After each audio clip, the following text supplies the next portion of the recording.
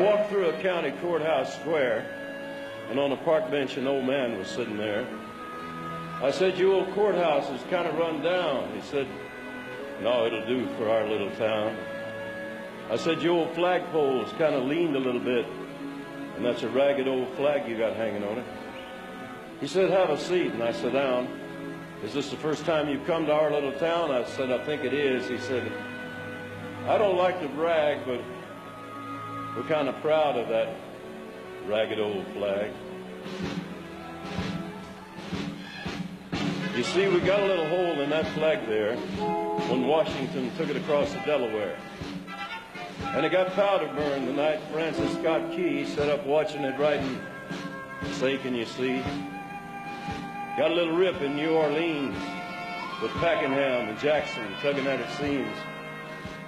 It almost fell at the Alamo beside the Texas flag, but she waved on though.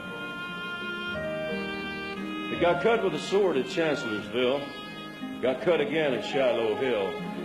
There was Robert E. Lee, Beauregard, and Bragg, and the south wind blew hard on that ragged old flag. In Flanders Field in World War I, she took a bad hit from a Bertha gun. She turned blood red in World War II. She hung limp and low by the time that one was through. She was in Korea, Vietnam. She went where she was sent by her Uncle Sam. The Native Americans, the blacks, brown, yellow, white, all shed red blood for the stars and stripes. And in her own good land here, she's been abused.